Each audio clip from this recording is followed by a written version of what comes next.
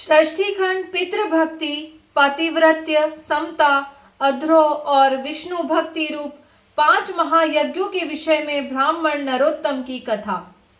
भीष्म जी ने कहा, ब्राह्मण जो कर्म सबसे अधिक पुण्यजनक हो, जो संसार में सदा और सबको प्रिय जान पड़ता हो तथा पूर्व पुरुषों ने जिसका अनुष्ठान किया हो, ऐसा कर्म आप अपनी इच्छा के अनुसार सोच कर बताइए। पुलस्त्य जी बोले, राजन, एक समय की बात है, व्यास की शिष्य मंडली के समस्त द्विज आदर पूर्वक उन्हें प्रणाम करके धर्म की बात पूछने लगे। ठीक इसी तरह जैसे तुम मुझसे पूछते हो। द्विजों ने पूछा, गुरुदेव, संसार में पुण्य से भी पुण्यतम और सब धर्मों में उत्तम कर्म क्या है?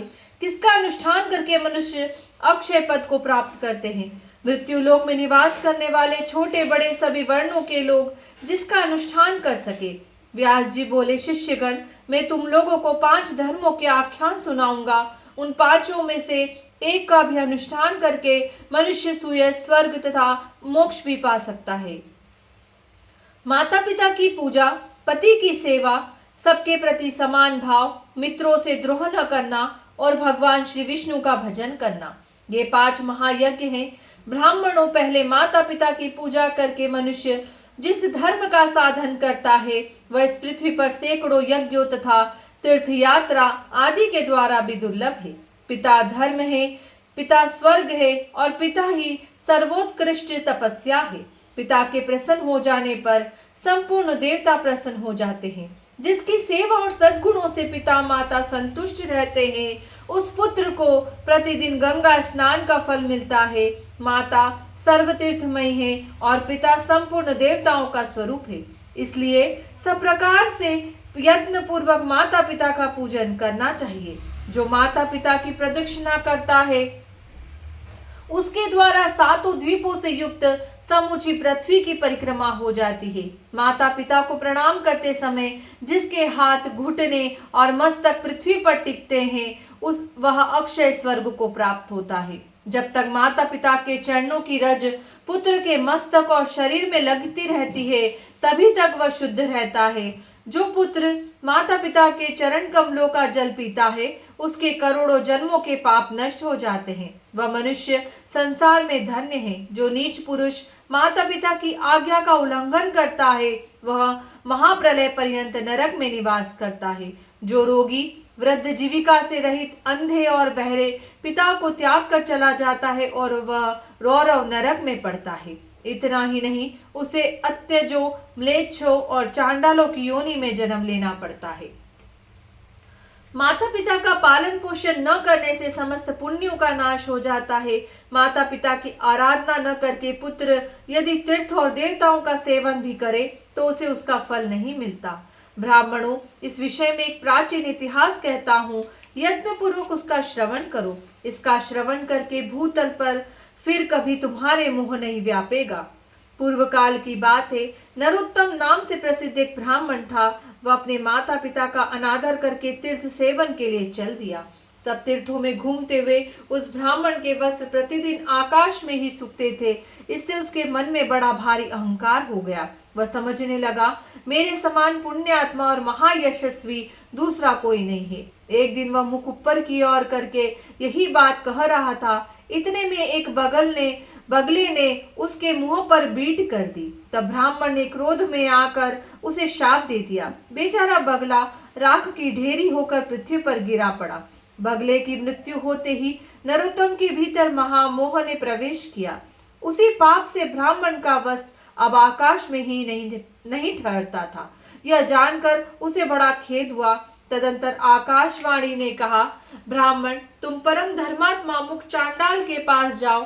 वहां जाने से तुम्हें धर्म का ज्ञान होगा। उसका वचन तुम्हारे लिए कल्याणकारी होगा। यह आकाशवाणी सुनकर ब्राह्मण मुख चांडाल के घर गया। वहां जाकर उसने देखा, वह चांडाल सब प्रकार से अपने माता पिता की सेवा में लगा है।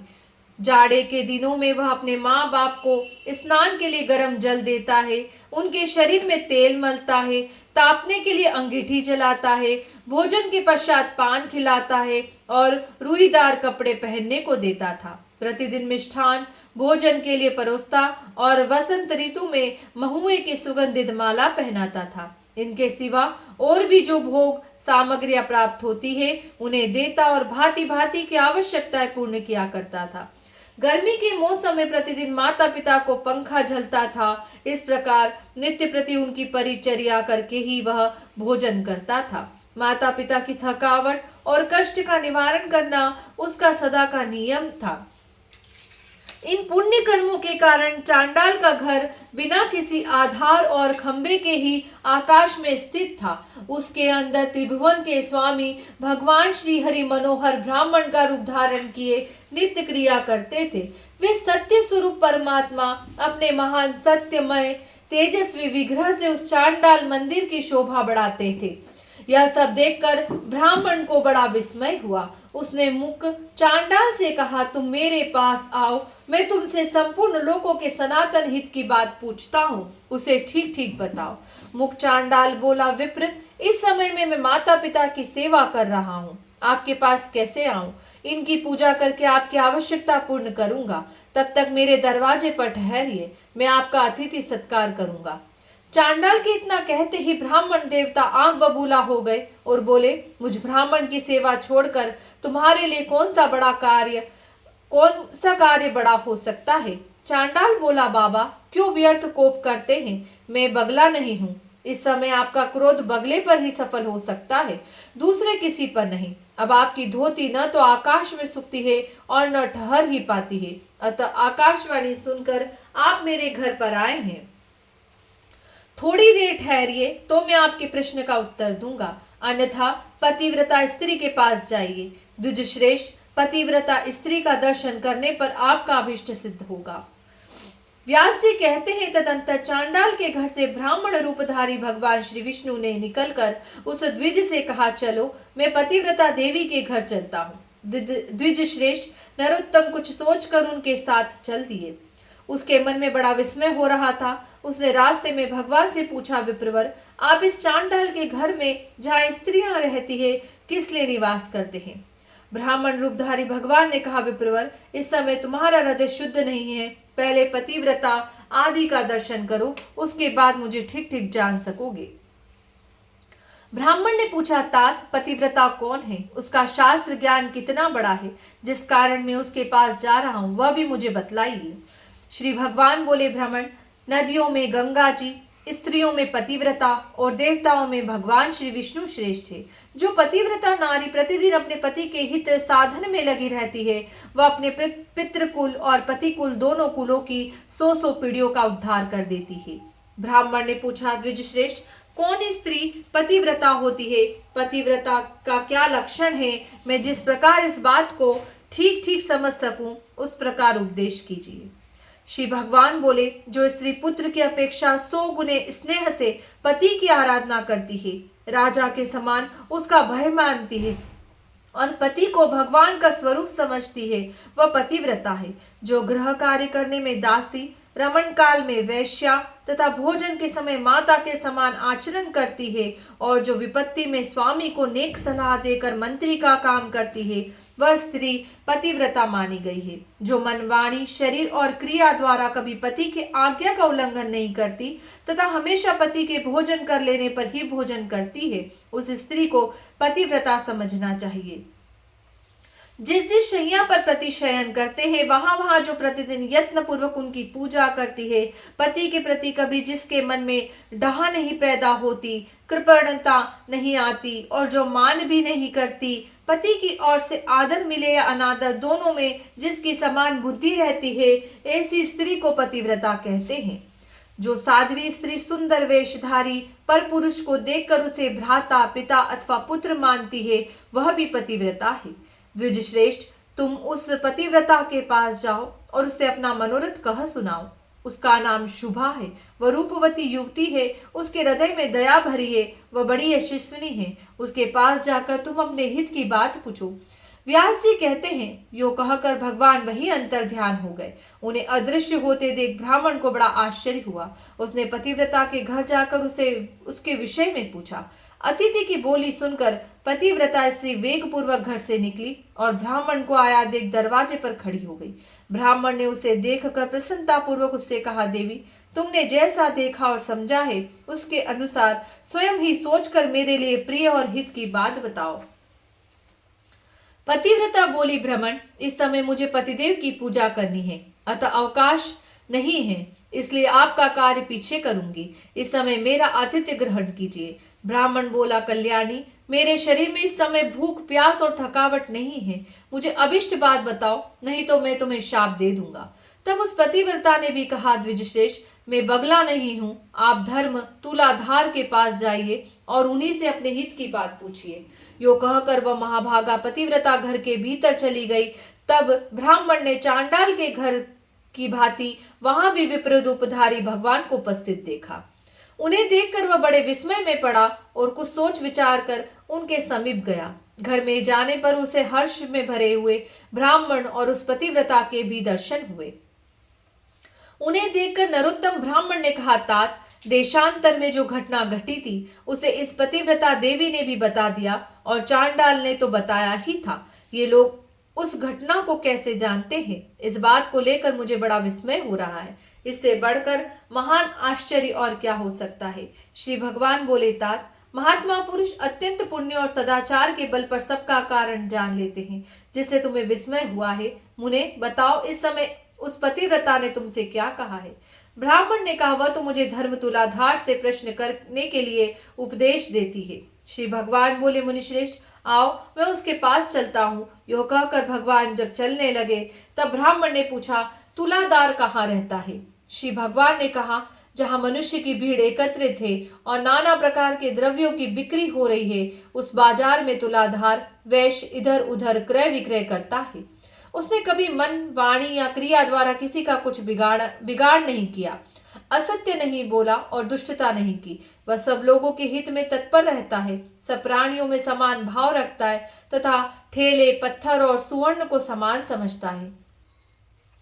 लोग जो नमक, तेल, घी, अनाज की ढेरियां तथा अन्य अन्य संग्रहित वस्तुएं उसकी जबान पर ही लेते देते हैं, वह प्राणांत उपस्थित होने पर भी सत्य छोड़कर कभी झूठ नहीं बोलता।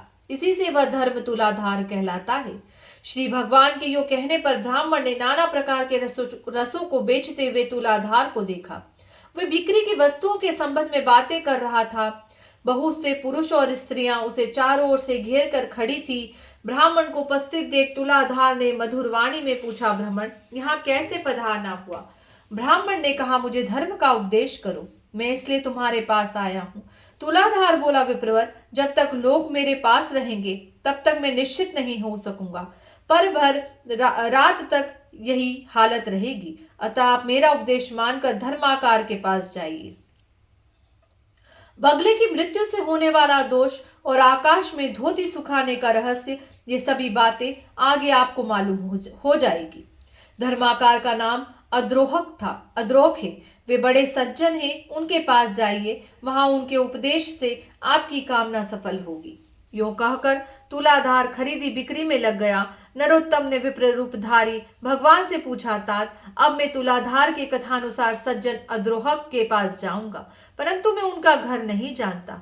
श्री भगवान बोले, चलो, मैं तुम्हारे साथ उनके घर चलूंगा। तदंतर मार्ग में जाते हुए भगवान से ब्राह्मण ने पूछा, तात, तुलाधार न तो देवताओं एवं ऋषियों का और न पितरों का ही तर्पण करता है, फिर देशांतर में संगठित हुए मेरे वृतांत को वह कैसे जानता है। इससे मुझे बड़ा विस्मय होता है, आप इसका सब कारण बताइए। श्री भगवान बोले, भ्रमण, उसने सत्य और समता से तीनों लोगों को जीत लिया है, इसी से उसके ऊपर पितर, देवता तथा मुनि भी संतुष्ट रहते हैं। धर्मात्मा तुलाधार उपयुक्त गुणों के कारण ही भूत और भविष्य की सब बातें जानता है। सत्य से बढ़कर कोई धर्म और झूठ से बड़ा दूसरा कोई पाप नहीं है।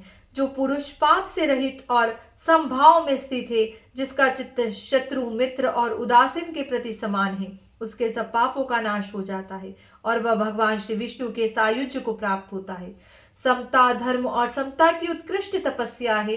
जिसके हृदय में सदा समता विराजती है, वही पुरुष संपूर्ण लोकों में श्रेष्ठ योगियों में गणना करने के योग्य और निर्लोभ होता है। जो सदा इसी प्रकार समतापूर्ण बर्ताव करता है, वह अपनी अनेकों पीढ़ियों का उद्धार कर देता है।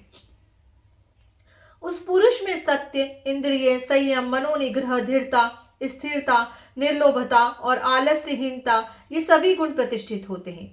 समता के प्रभाव से धर्मज्ञ पुरुष देवलोक और मनुष्य लोक के संपूर्ण वृत्तांतों को जान लेता है। उसकी देह के भीतर भगवान श्री विष्णु विराजमान रहते हैं। सत्य और सरलता आदि गुणों में उसकी समानता करने वाला इस संसार में दूसरा कोई नहीं होता। वह साक्षात धर्म का स्वरूप होता है और वही इस जगत को धारण करता है। ब्राह्मण ने कहा, विप्रवर, आपकी कृपा से मुझे तुलाधार के सर्वज्ञ होने का कारण ज्ञात हो गया। अब अद्रोहक को जो वृतांत हो वह मुझे बताइए। श्री भगवान बोले, विप्रवर, पूर्व काल की बात है। एक राजपुत्र की कुलवती स्त्री बड़ी सुंदर और नई अवस्था की थी। वह कामदेव की पत्नी रति और इंद्र की पत्नी शची के समान मन को हरने वाली थी। राजकुमार उसे अपने प्राणों के समान प्यार करते थे। उस सुंदरी भार्या का नाम भी सुंदरी ही था। एक दिन राजकुमार को राज्य कार्य के लिए अकस्मात बाहर जाने के लिए उद्यत होना पड़ा। उन्होंने मन ही मन सोचा, मैं प्राणों से भी बढ़कर प्यारी अपनी इस भार्या को किस स्थान पर रखूं जिससे उसके अस्तित्व की रक्षा निश्चित रूप से हो सके। इस बात पर खूब विचार करके राजकुमार सहसा अद्रोह के घर पर आए और उसे अपनी पत्नी की रक्षा का प्रस्ताव करने लगे। उनकी बात सुनकर अद्रोह को बड़ा विस्मय हुआ। वे बोले, तात, न तो मैं आपका पिता हूं, न भाई हूं, न बांधव हूं, न आपकी पत्नी के पिता माता के कुल का ही हूं, तथा सुहृदों में से भी कोई नहीं हूं। फिर मेरे घर में इसको रखने से आप किस प्रकार निश्चित हो सकेंगे? राजकुमार बोले, महात्मन, इस संसार में आपके समान धर्मज्ञ और जितेंद्र पुरुष दूसरा कोई नहीं है। यह सुनकर अद्रोहक ने उस विज्ञ राजकुमार से कहा, भैया, मुझे दोष न देना। इस त्रिभुवन मोहिनी भार्या की रक्षा करने में कौन पुरुष समर्थ हो सकता है? राजपुत्र ने कहा, मैं सब बातों का भली भांति विचार करके ही आपके पास आया हूं। यह आपके घर में रहे, अब मैं जाता हूं। राजकुमार के यो कहने पर वे फिर बोले, भैया, इस शोभा संपन्न नगर में बहुतेरे कामी पुरुष भरे पड़े हैं। यहाँ किसी स्त्री के सतीत्व की रक्षा कैसे हो सकती है? राजकुमार पुनः बोले, जैसे भी हो रक्षा कीजिए, मैं तो अब जाता हूं। गृहस्थ अद्रोहक ने धर्म संकट में पड़कर कहा, तात, मैं उचित और हितकारी समझकर इसके साथ सदा अनुचित बर्ताव करूंगा और उसी अवस्था में ऐसी स्त्री सदा मेरे घर में सुरक्षित रह सकती है। अन्यथा इस अरक्ष्य वस्तु की रक्षा के लिए आप ही कोई अनुकूल और प्रिय उपाय बतलाइए। इसे मेरी शैया पर मेरे एक और मेरी स्त्री के साथ शयन करना होगा। फिर भी यदि आप इसे अपनी वल्लभा समझे तब तो यह रह सकती है, नहीं तो यहाँ से चली जाए। यह सुनकर राजकुमार ने एक क्षण तक कुछ विचार किया, फिर बोले, तात, मुझे आपकी बात स्वीकार है। आपको अनुकूल जान पड़े वही कीजिए। ऐसा कहकर राजकुमार अपनी पत्नी से बोले, सुंदरी, तुम इनके कथनानुसार सब कार्य करना, तुम पर कोई दोष नहीं आएगा। इसके लिए मेरी आज्ञा है। यो कहकर वे अपने पिता महाराज के आदेश से गंतव्य स्थान को चले गए। तदंतर रात में अद्रोहक ने जैसा कहा था वैसा ही किया। वे धर्मात्मा नित्य प्रति दोनों स्त्रियों के बीच में शयन करते थे। फिर भी वे अपनी और पराई स्त्री के विषय में कभी धर्म से विचलित नहीं होते थे। अपनी स्त्री के स्पर्श से ही उनके मन में कामोपभोग की इच्छा होती थी। इधर राजकुमारी के स्त्री के स्तन भी बार बार उनकी पीठ में लग जाते थे, किंतु उसका उनके प्रति वैसा ही भाव होता था जैसा बालक पुत्र का माता के स्तनों के प्रति होता है। वे प्रतिदिन उसके प्रति मातृ भाव को ही दृढ़ रखते थे। क्रमशः उनके हृदय से स्त्री संभोग की इच्छा हो जाती थी। क्रमशः उनके हृदय से स्त्री संभोग की इच्छा ही जाती रही। इस प्रकार 6 मास व्यतीत होने पर राजकुमारी के प्रति अद्रोहक के नगर में आए। उन्होंने लोगों से अद्रोहक तथा अपनी स्त्री के बर्ताव के संबंध में पूछा। लोगों ने भी अपनी अपनी रुचि के अनुसार उत्तर दिया। कोई राजकुमार के प्रबंध को उत्तम बताते थे, कुछ नौजवान उनकी बात सुनकर आश्चर्य में पड़ जाते थे और कुछ लोग इस प्रकार उत्तर देते थे, भाई, तुमने अपनी स्त्री उसे सौंप दी है और वह उसी के साथ शयन करता है। स्त्री और पुरुष में एकत्र संसर्ग होने पर दोनों के मन में शांत कैसे रह सकते हैं? अद्रोहक ने अपने धर्माचरण के बल से लोगों की कुत्सित चर्चा सुन ली। तब उनके मन में लोक निंदा से मुक्त होने का शुभ संकल्प प्रकट हुआ। उन्होंने स्वयं लकड़ी एकत्रित करके एक बहुत बड़ी चिता बनाई और उसमें आग लगा दी। चिता प्रज्वलित हो उठी। उसी समय प्रतापी राजकुमार अद्रोहक के घर आ पहुंचे। वहां उन्होंने अद्रोहक तथा अपनी पत्नी को भी देखा। पत्नी का मुख प्रसन्नता से खिला हुआ था और अधरोक अत्यंत विषाद युक्त थे। उन दोनों की मानसिक स्थिति जानकर राजकुमार ने कहा, भाई, मैं आपका मित्र हूं और बहुत दिनों के बाद यहाँ लौटा हूं। आप मुझसे बातचीत क्यों नहीं करते? अद्रोहक ने कहा, मित्र, मैंने आपके हित के लिए जो दुष्कर कर्म किया है वह लोक निंदा के कारण व्यर्थ सा हो गया है। अतः अब मैं अग्नि में प्रवेश करूंगा। संपूर्ण देवता और मनुष्य मेरे इस कार्य को देखे। श्री भगवान कहते हैं, ऐसा कहकर महाभाग अद्रोहक अग्नि में प्रवेश कर गए, किंतु अग्नि उनके शरीर, वस्त्र और केशों को जला नहीं सका। आकाश में खड़े समस्त देवता प्रसन्न होकर उन्हें साधुवाद देने लगे।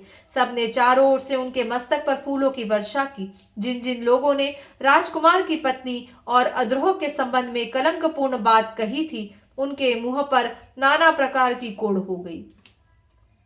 देवताओं ने वहां उपस्थित हो अद्रोह को आग से खींचकर बाहर निकाला और प्रसन्नता पूर्वक दिव्य पुष्पों से उनका पूजन किया। उनका चरित्र सुनकर मुनियों को भी बड़ा विस्मय हुआ। समस्त मुनिवरों तथा विभिन्न वर्णों के मनुष्यों ने उन महातेजस्वी महात्मा का पूजन किया और उन्होंने भी सबका विशेष आदर किया।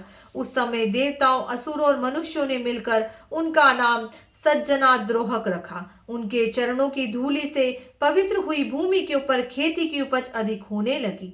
देवताओं ने राजकुमार से कहा, तुम अपनी इस स्त्री को स्वीकार करो। इन अद्रोह के समान कोई मनुष्य इस संसार में नहीं हुआ है। इस समय इस पृथ्वी पर दूसरा कोई ऐसा पुरुष नहीं है जिसे काम और लोभ ने परास्त न किया हो। देवता, असुर, मनुष्य, राक्षस, मृग, पक्षी और कीट आदि संपूर्ण प्राणियों के लिए यह काम दुर्जय है। काम, लोभ और क्रोध के कारण ही प्राणियों को सदा जन्म लेना पड़ता है। काम ही संसार बंधन में डालने वाला है। प्रायः कहीं भी काम रहित पुरुष का मिलना कठिन है। इन अद्रोहक ने सबको जीत लिया है, 14 भुवनों पर विजय प्राप्त की है। इनके हृदय में भगवान श्री वासुदेव बड़ी प्रसन्नता के साथ नित्य विराजमान रहते हैं। इनका स्पर्श और दर्शन करके मनुष्य सब पापों से मुक्त हो जाते हैं और निष्पाप होकर अक्षय स्वर्ग प्राप्त करते हैं। यो कहकर देवता विमानों पर बैठे आनंद पूर्वक स्वर्ग लोक को पधारे। मनुष्य भी संतुष्ट होकर अपने अपने स्थान को चले दिए तथा वे दोनों स्त्री पुरुष भी अपने राजमहल को चले गए।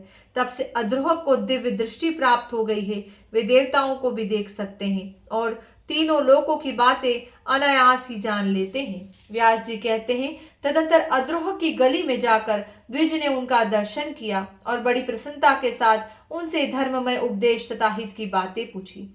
सज्जनाद्रोह ने कहा, धर्मज्ञ ब्राह्मण, आप पुरुषों में श्रेष्ठ वैष्णव के पास जाइए। उनका दर्शन करने से इस समय आपका मनोरथ सफल होगा। बगले की मृत्यु तथा आकाश में वस्त्र के न सूखने आदि का कारण आपको विदित हो जाएगा। इसके सिवा आपके हृदय में और भी जो जो कामनाएं हैं उनकी भी पूर्ति हो जाएगी। यह सुनकर वह ब्राह्मण द्विज रूपधारी भगवान के साथ प्रसन्नता पूर्वक वैष्णव के यहाँ आया। वहां पहुंचकर उसने सामने बैठे हुए शुद्ध हृदय वाले एक तेजस्वी पुरुष को देखा, जो समस्त शुद्ध लक्षणों से संपन्न एवं अपने तेज से दैदीप्यमान थे। धर्मात्मा द्विज ने ध्यान मग्न हरिभक्त से कहा, महात्मन, मैं बहुत दूर से आपके पास आया हूँ। मेरे लिए जो जो कर्तव्य उचित हो उसका उपदेश कीजिए। वैष्णव ने कहा, देवताओं में श्रेष्ठ भगवान श्री विष्णु तुम पर प्रसन्न है। इस समय तुम्हें देखकर मेरा हृदय उल्लासित हो रहा है, अतः तुम्हें अनुपम कल्याण की प्राप्ति होगी। आज तुम्हारा मनोरथ सफल होगा। मेरे घर में भगवान श्री विष्णु विराजमान है। वैष्णव के यूं कहने पर ब्राह्मण ने पुनः उनसे कहा, भगवान श्री विष्णु कहाँ है? आज कृपा करके मुझे उनका दर्शन कराइए। वैष्णव ने कहा, इस सुंदर देवालय में प्रवेश करके तुम परमेश्वर का दर्शन करो। ऐसा करने से तुम्हें जन्म और मृत्यु के बंधन में डालने वाले घोर पाप से छुटकारा मिल जाएगा। उनकी बात सुनकर जब ब्राह्मण ने देव मंदिर में प्रवेश किया तो देखा वे ही विप्र रूपधारी भगवान कमल के आसन पर विराजमान है। ब्राह्मण ने मस्तक झुकाकर उन्हें प्रणाम किया और बड़ी प्रसन्नता के साथ उनके दोनों चरण पकड़ कर कहा, देवेश्वर, अब मुझ पर प्रसन्न होइए। मैंने पहले आपको नहीं पहचाना था। प्रभु, इस लोक और परलोक में भी मैं आपका किंकर बना रहूं। मधुसूदन, मुझे अपने ऊपर आपका प्रत्यक्ष अनुग्रह दिखाई दिया। यदि मुझ पर कृपा हो तो मैं आपका साक्षात स्वरूप देखना चाहता हूँ। भगवान श्री विष्णु बोले, भूदेव तुम्हारे ऊपर मेरा प्रेम सदा ही बना रहता है। मैंने स्नेहवश ही तुम्हें पुण्यात्मा महापुरुषों का दर्शन कराया है। पुण्यवान महात्माओं के एक बार भी दर्शन, स्पर्श, ध्यान एवं नामोच्चारण करने से तथा उनके साथ वार्तालाप करने से मनुष्य अक्षय स्वर्ग का सुख भोगता है। महापुरुषों का नित्य संग करने से सब पापों का नाश हो जाता है तथा मनुष्य अनंत सुख भोग कर मेरे स्वरूप में लीन होता है। जो मनुष्य पुण्य तीर्थों में स्नान करके शंकर जी तथा पुण्यात्मा पुरुष के आश्रम का दर्शन करता है, वह भी मेरे शरीर में लीन हो जाता है। एकादशी तिथि को जो मेरा ही दिन हरिवासर है, उपवास करके जो एकादशी तिथि को जो मेरा ही दिन हरिवासर है, उपवास करके जो लोगों के सामने पुण्यमयी कथा कहता है, वह भी मेरे स्वरूप में लीन हो जाता है। मेरे चरित्र का श्रवण करते हुए जो रात्रि में जगता है, उसका भी मेरे शरीर में लय होता है। विप्रवर जो प्रतिदिन ऊंचे स्वर से गीत गाते और बाजा बजाते हुए मेरे नामों का स्मरण करता है, उसका भी मेरी देह में लय होता है। जिसका मन तपस्वी, राजा और गुरुजनों से कभी द्रोह नहीं करता, वह भी मेरे स्वरूप में लीन होता है। तुम मेरे भक्त और तीर्थ स्वरूप हो, किंतु तुमने बगले की मृत्यु के लिए जो शाप दिया था, उसके दोष से छुटकारा दिलाने के लिए मैंने ही वहां उपस्थित होकर कहा कि तुम पुण्यवानों में श्रेष्ठ और तीर्थ स्वरूप महात्मा मुक चांडाल के पास जाओ।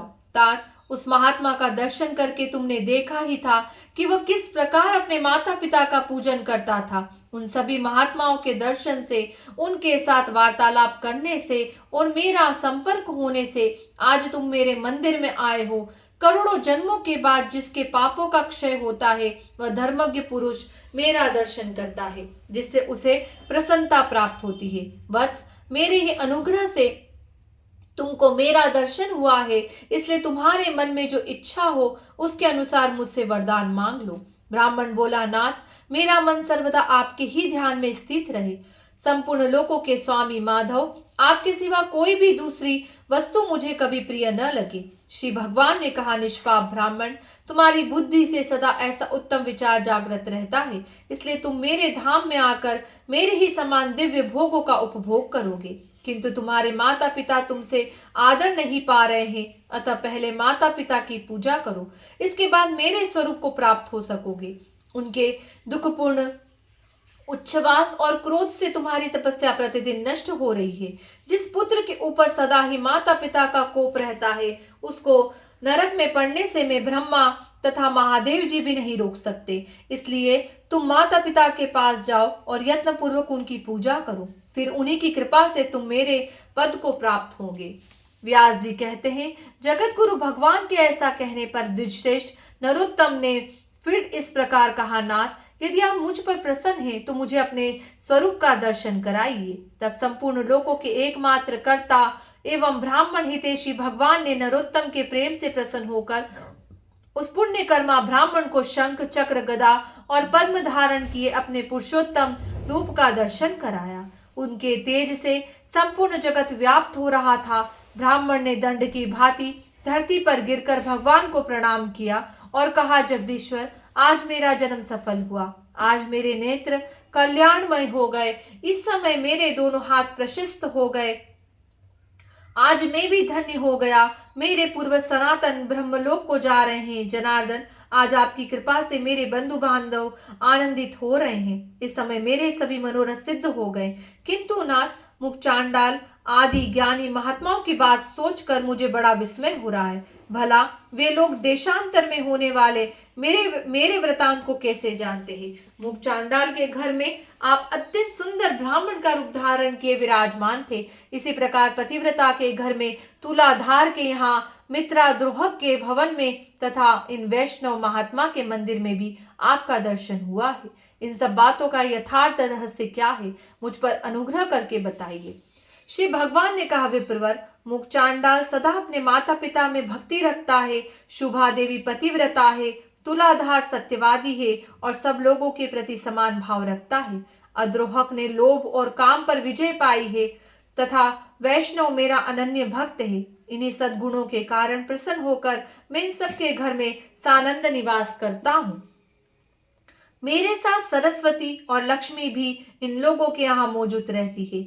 मुख चांडाल त्रिभुवन में सबका कल्याण करने वाला है। चांडाल होने पर भी वह सदाचार में स्थित है, इसलिए देवता उसे ब्राह्मण मानते हैं। पुण्य कर्म द्वारा मुख चांडाल की समानता करने वाला इस संसार में दूसरा कोई नहीं है। वह सदा माता पिता की भक्ति में संलग्न रहता है। उसने अपने इस भक्ति के बल से तीनों लोगों को जीत लिया है। उसकी माता पिता के प्रति भक्ति देखकर मैं बहुत संतुष्ट रहता हूँ और इसलिए उसके घर के भीतर आकाश में संपूर्ण देवताओं के साथ ब्राह्मण रूप में निवास करता हूँ। उसी प्रकार उस पतिव्रता के तुलाधार के अद्रोहक के और इस वैष्णव के घर में भी सदा निवास करता हूँ। धर्मज्ञ एक मुहूर्त के लिए भी मैं इन लोगों का घर नहीं छोड़ता। जो पुण्यात्मा है वे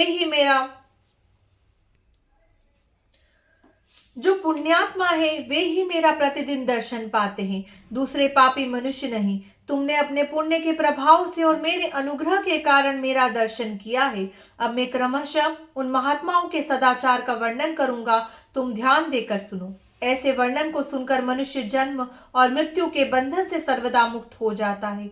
देवताओं में भी पिता और माता से बढ़कर तीर्थ नहीं है। जिसने माता पिता की आराधना की है वही पुरुषों में श्रेष्ठ है। वह मेरे हृदय में रहता है और मैं उसके हृदय में। हम दोनों में कोई अंतर नहीं रह जाता।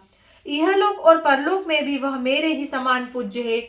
वह अपने समस्त बंधु बांधवों के साथ मेरे रमणीय धाम में पहुंचकर मुझ में ही लीन हो जाता है। माता पिता की आराधना के बल से ही वह नर श्रेष्ठ मुख चांडाल तीनों लोकों की बातें जानता है। फिर इस विषय में तुम्हें विस्मय क्यों हो रहा है? ब्राह्मण ने पूछा, जगदीश्वर, मोह और अज्ञान वश पहले माता पिता की आराधना न करके फिर भले बुरे का ज्ञान होने पर यदि मनुष्य पुनः माता पिता की सेवा करना चाहे तो उसके लिए क्या कर्तव्य है? श्री भगवान बोले, विप्रवर, एक वर्ष, एक मास, एक पक्ष, एक सप्ताह अथवा एक दिन भी जिसने माता पिता की भक्ति की है वह मेरे धाम को प्राप्त होता है, तथा जो उनके मन को कष्ट पहुंचाता है वह अवश्य नरक में पड़ता है। जिसने पहले अपने माता पिता की पूजा की हो या न की हो, यदि उनकी मृत्यु के पश्चात वह साड़ छोड़ता है तो उसे पितृभक्ति का फल मिल जाता है। जो बुद्धिमान पुत्र अपना सर्वस्व लगाकर माता पिता का श्राद्ध करता है वह जाति स्मर पूर्व जन्म की बातों को स्मरण करने वाला होता है और उसे पितृभक्ति का पूरा फल मिल जाता है। श्राद्ध से बढ़कर महान यज्ञ तीनों लोकों में दूसरा कोई नहीं है। इसमें जो कुछ दान दिया जाता है वह सब अक्षय होता है। दूसरों को जो दान दिया जाता है उसका फल 10,000 गुना होता है। अपनी जाति वालों को देने से लाख गुना, पिंडदान में लगाया हुआ धन करोड़ गुना और ब्राह्मणों को देने पर वह अनंत गुना फल देने वाला बताया गया है। जो गंगा जी के जल में और गया, प्रयाग, पुष्कर, काशी, सिद्धकुंड तथा गंगा सागर संगम तीर्थ में पितरों के लिए अन्नदान करता है उसकी मुक्ति निश्चित है तथा उसके पितर अक्षय स्वर्ग प्राप्त करते हैं। उनका जन्म सफल हो जाता है। जो विशेषतः गंगा जी में तिल मिश्रित जल के द्वारा तर्पण करता है उसे भी मोक्ष का मार्ग मिल जाता है। फिर जो पिंडदान करता है उसके लिए तो कहना ही क्या है। अमावस्या और युगादि तिथियों को तथा चंद्रमा और सूर्य ग्रहण के दिन जो पार्वण श्राद्ध करता है वह अक्षय लोक का भागी होता है। उसके पितर उसे प्रिय आशीर्वाद और अनंत भोग प्रदान करके 10,000 वर्षों तक तृप्त करते रहते हैं। इसलिए प्रत्येक पर्व पर पुत्रों को प्रसन्नता पूर्वक पार्वण श्राद्ध करना चाहिए। माता पिता के श्राद्ध यज्ञ का अनुष्ठान करके मनुष्य सब प्रकार के बंधनों से मुक्त हो जाता है। जो श्राद्ध प्रतिदिन किया जाता है उसे नित्य श्राद्ध माना गया है। जो पुरुष श्रद्धा पूर्वक नित्य श्राद्ध करता है वह अक्षय लोक का उपभोग करता है। इसी प्रकार कृष्ण पक्ष में विधि पूर्वक काम्य श्राद्ध का अनुष्ठान करके मनुष्य मनोवांछित फल प्राप्त करता है।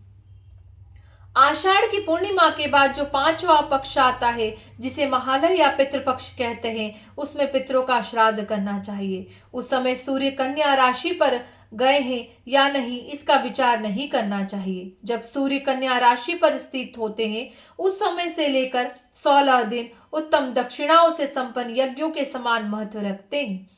उन दिनों में इस परम पवित्र काम्य श्राद्ध का अनुष्ठान करना उचित है। इससे श्राद्धकर्ता का मंगल होता है। यदि उस समय श्राद्ध न हो सके तो जब सूर्य तुला राशि पर स्थित हो उसी समय कृष्ण पक्ष आदि में उक्त श्राद्ध करना उचित है। चंद्र ग्रहण के समय सभी दान भूमि दान के समान होते हैं। सभी ब्राह्मण व्यास के समान माने जाते हैं और समस्त जल गंगा जल के तुल्य हो जाते हैं। चंद्र ग्रहण में दिया हुआ दान और समय की अपेक्षा लाख गुना तथा सूर्य ग्रहण का 10 लाख गुना अधिक फल देने वाला बताया गया है।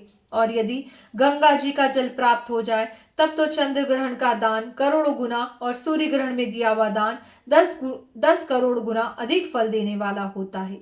विधि पूर्वक 1 लाख गोदान करने से जो फल प्राप्त होता है वह चंद्र ग्रहण के समय गंगा जी में स्नान करने से मिल जाता है। जो चंद्रमा और सूर्य ग्रहण में गंगा जी के जल में डुबकी लगाता है उसे संपूर्ण तीर्थों में स्नान करने का फल प्राप्त होता है। यदि रविवार को सूर्य ग्रहण और सोमवार को चंद्र ग्रहण हो तो वह चूड़ामणि नामक योग कहलाता है। उसमें स्नान और दान का अनंत फल माना गया है। उस समय पुण्य तीर्थ में पहले उपवास करके जो पुरुष पिंडदान तर्पण तथा धन दान करता है वह सत्यलोक में प्रतिष्ठित होता है। ब्राह्मण ने पूछा, देव आपने पिता के लिए किए जाने वाले श्राद्ध नामक महायज्ञ का वर्णन किया। अब यह बताइए कि पुत्र को पिता के जीते जी क्या करना चाहिए। कौन सा कर्म करके बुद्धिमान पुत्र को जन्म जन्मांतरों में परम कल्याण की प्राप्ति हो सकती है। ये सब बातें यत्न पूर्वक बताने की कृपा कीजिए। श्री भगवान बोले, विप्रवर, पिता को देवता के समान समझकर उनकी पूजा करनी चाहिए और पुत्र की भांति उन पर स्नेह रखना चाहिए। कभी मन से भी उनकी आज्ञा का उल्लंघन नहीं करना चाहिए। जो पुत्र रोगी पिता की भली भांति परिचर्या करता है उसे अक्षय स्वर्ग की प्राप्ति होती है और वह सदा देवताओं द्वारा पूजित होता है। पिता जब मरणासन होकर मृत्यु के लक्षण देख रहे हो उस समय भी उनका पूजन करके पुत्र देवताओं के समान हो जाता है। पिता की सद्गति के निमित्त विधि पूर्वक उपवास करने से जो लाभ होता है अब उसका वर्णन करता हूँ, सुनो। 1000 अश्वमेध और 100 राजसूय यज्ञ करने से जो पुण्य होता है वही पुण्य पिता के निमित्त उपवास करने से प्राप्त होता है। वही उपवास यदि तीर्थ में किया जाए तो उन दोनों यज्ञों से करोड़ गुना अधिक फल होता है। जिस श्रेष्ठ पुरुष के प्राण गंगा जी के जल में छूटते हैं वह पुनः माता के दूध का पान नहीं करता, वर मुक्त हो जाता है। जो अपने इच्छानुसार काशी में रहकर प्राण त्याग करता है वह मनोवांछित फल भोग कर मेरे स्वरूप में लीन हो जाता है। योग युक्त नैष्ठिक ब्रह्मचारी मुनियों को जिस गति की प्राप्ति होती है वही गति ब्रह्मपुत्र नदी की 7 धाराओं में प्राण त्याग करने वाले को मिलती है। विशेषतः अंतः काल में जो सोन नदी के उत्तर तट का आश्रय लेकर विधि पूर्वक प्राण त्याग करता है वह मेरी समानता को प्राप्त होता है। जिस मनुष्य की मृत्यु घर के भीतर होती है उस घर में छप्पर में जितनी गांठें बंधी रहती है उतने ही बंधन उसके शरीर में भी बंध जाते हैं। 1-1 वर्ष के बाद उसका एक बंधन खुलता है।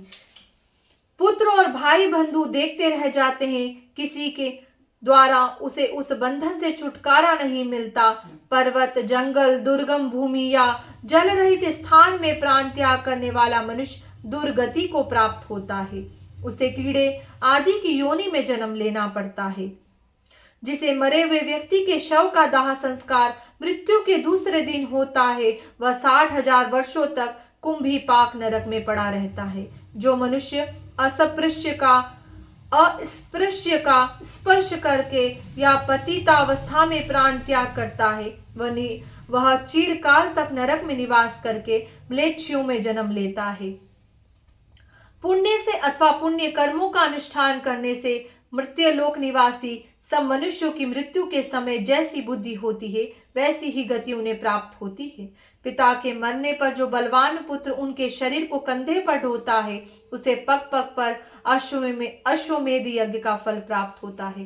पुत्र को चाहिए कि वह पिता के शव को चिता पर रखकर विधि पूर्वक मंत्रोच्चारण करते हुए पहले उसके मुख में आग दे, उसके बाद संपूर्ण शरीर का दाह करे। उस समय इस प्रकार कहे, जो लोभ मोह से युक्त तथा पाप पुण्य से आच्छादित उन पिताजी के इस शव का इसके संपूर्ण अंगों का मैं दाह करता हूँ। मैं दिव्य लोकों में वे दिव्य लोकों में जाएं। इस प्रकार दहा करके पुत्र अस्थि संचय के लिए कुछ दिन प्रतीक्षा में व्यतीत करें। फिर समय अस्थि संचय करके 10वां दिन आने पर स्नान कर गीले वस्त्र का परित्याग कर दें। फिर विद्वान पुरुष 11वें दिन एकादशाह श्राद्ध करे और प्रेत के शरीर की पुष्टि के लिए एक ब्राह्मण को भोजन कराए। उस समय वस्त्र, पीड़ा और चरण पादुका आदि वस्तुओं का विधि पूर्वक दान करे। दशा के चौथे दिन किया जाने वाला श्राद्ध चतुर्था दिन पक्ष के बाद किया जाने वाला, त्रैपाक्षिक अथवा सार्धमासिक, 6 मास के भीतर होने वाला, 59 मासिक तथा वर्ष के भीतर किया जाने वाला उन्नाब्दिक श्राद्ध और इनके अतिरिक्त 12 महीनों के 12 श्राद्ध कुल 16 श्राद्ध माने गए हैं। जिसके लिए ये 16 श्राद्ध यथाशक्ति श्रद्धा पूर्वक नहीं किए जाते, उसका पिशाचत्व स्थिर हो जाता है।